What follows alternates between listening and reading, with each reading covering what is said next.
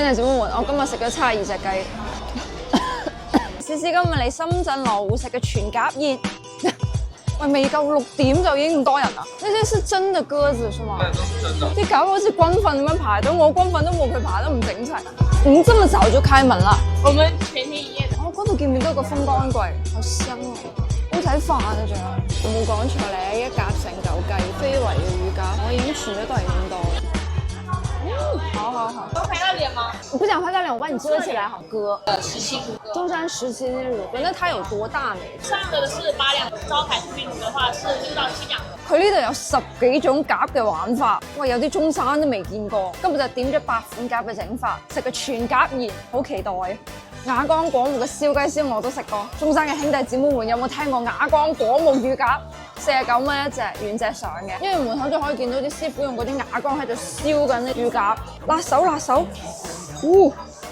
佢啲皮真係好薄好脆啊，稍微用少少力就已經碎晒啦，趁熱食咗佢。好勁嗰啲果木嘅香味，佢嗰啲果木味好似食緊燒鵝咁樣，但係佢個口感咧就比嗰啲燒雞再要滑啲，升級版嘅紅燒乳鴿，脆滑實香，最緊要有果木香。我呢啲果木香味對於我哋呢啲燒鵝嘅重度愛好者嚟講係好中意好愛嘅。豉油黃乳鴿49.9，入邊仲有啲鴿蛋嘅。鴿蛋係香過鵪鶉蛋，唔知係咪鵪鶉蛋定鴿蛋？趁熱試下先，非常之老廣嘅味道，就係嗰啲雞味咧變成咗鴿味，但係啲鴿比啲雞要更加嫩啲，啲骨都係入晒味嘅，透晒啦。今日就為咗佢嚟試下佢呢個招牌嘅石盒假黃煲，148蚊有2隻乳鴿、鴿雜同埋鴿血，仲有4板呢啲起片嘅鴿肉，呢啲係鮮石糊係嘛？工作壓力好大，想發試一下。就隨便蒸就行了，是吧？就差不多就直接放下去就可以了。佢個湯底咧就係鴿骨同埋啲材料燉咗4個鐘。得啦，滾啦！滾咗8分鐘啦，試下個湯先啊！係嗰種又清新又濃郁嗰啲草本味，死啦唔使濃郁啦，嗰個湯可以直接飲噶啦。起片雞又食得多啦，第一次食呢啲起片鴿，好似打雞煲咁啊！喂，食鴿肉啦，好正啊呢個！佢啲肉咧仲連住嗰啲皮，淥得啱啱好嫩到 A 咁，咬落去嗰陣時，呢啲草本湯從嗰個鴿肉嗰啲辣咁樣流晒出嚟，咁樣淥嘅鴿咧比嗰啲原隻上一開寫嗰啲要嫩好多。啲鴿肉同嗰個草本湯勁搭，呢個真係好原汁原味嘅鴿香嚟。其實唔使點嘢食，就咁樣食就已經好香啦。飲啊！黑松露3拼鴿黃煲仔飯問我狗，我聞到嗰啲松露醬嗰啲香味，加埋我嘅飯焦，有咗啲辣味，就有粵式嘅靈魂。松露醬咧就係西式嘅味道，呢個中西結合都幾好啊！哎呀媽呀！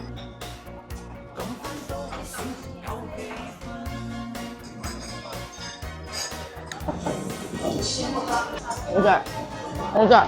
哇，深圳果然係湖南人嘅總部，將個小炒肉咧進化為小炒鴿肉，好香！呢個一定要配飯食咯。佢真係次到10成10咁樣嚟嘅白雪耳都有。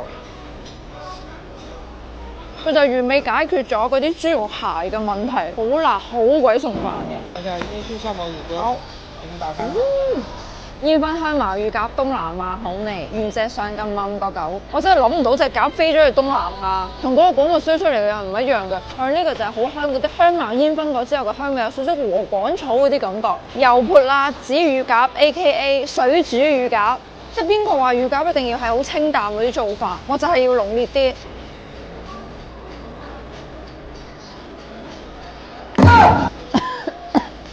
哇！呢個係四川本地辣度吧？佢呢個整法真係好鬼重口味，但係啲鴿肉咧，佢一啲都唔下緊，都係好嫩好香。我懷疑佢可能係四川師傅嚟嘅，佢個味道好正宗。下邊又係有嗰啲芽菜啊、青瓜嚟打底。金陵鹹水乳鴿南京口味49.9，佢呢個同啱先嗰個豉油皇一樣，係配咗3粒嗰啲鴿蛋嘅，同嗰啲鹹水鴨嘅味道一模一樣。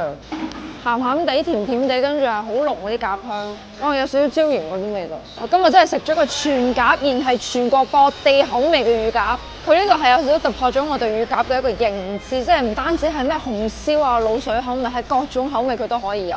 今日全場最佳就係嗰個石盒嗰個餃皇冠，真係超級好食，啲鴿又嫩，跟住又香，同啲草本結合得又好。嚟先。